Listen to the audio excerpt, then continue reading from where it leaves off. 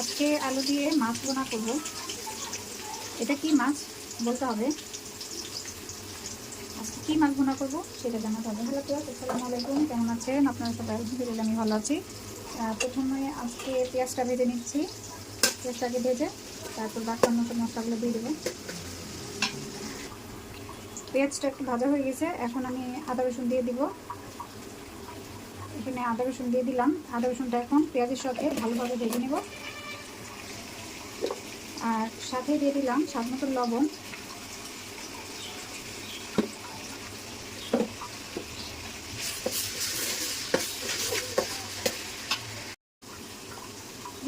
আদা রসুনটা ভাজা হয়ে গেছে, এখন দিয়ে দিলাম হলুদের গুঁড়া, মরিচের গুঁড়া আর জিরার গুঁড়া। জিরাটা একটু বেশি দিলাম, বল মাছ তো জিরাটা একটু বেশি দিতে হয়। এখন একটু ভালোভাবে কষিয়ে নিব। কষানোর জন্য এখানে একটু পানি দিয়ে দিলাম। এখন ভালোভাবে মশলাটা একদম ভাজা ভাজা করে কষানো।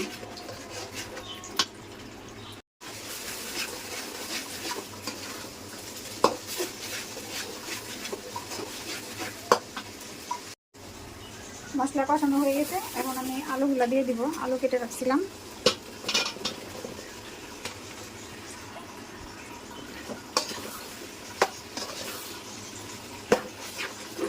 আলুগুলো এখন ভালোভাবে কষিয়ে নেব।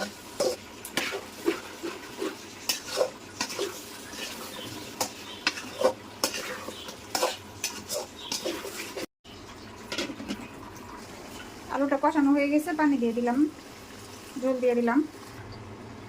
এখানে ঝোল দিয়ে দিছি। তারপর এখানে মাছগুলো লবণ হলুদ মাখিয়ে রাখছিলাম, এখন এখানে দিয়ে সুন্দরভাবে উপরে বিছাই দিব।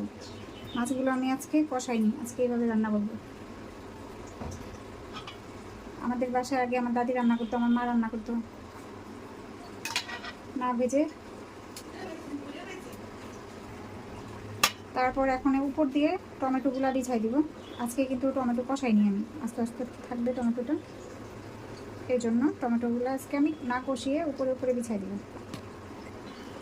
আজকে এটা কি মাছ রান্না করলাম কমেন্ট করে জানাবেন। আমি আজকে রান্না করলাম কি মাছ সেটা আমি বলে দিইনি, আপনারা বলবেন এটা কি মাছ রান্না করেছি।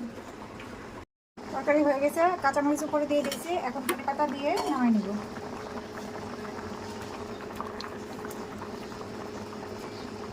ধনেপাতা না দিলে তো মনে হয় তরকারি মজাই পেলাম না। আর মনের মধ্যে মনে হয় যে কেমন একটা খুঁতখুতি লেগে থাকে যে এই ধনেপাতা যদি না দিই তাহলে তরকারি স্বাদ আসবে না। ধনেপাতা দিতেই হবে। দেখতে কেমন হয়েছে কমেন্ট করে জানাবেন। আল্লাহ হাফেজ।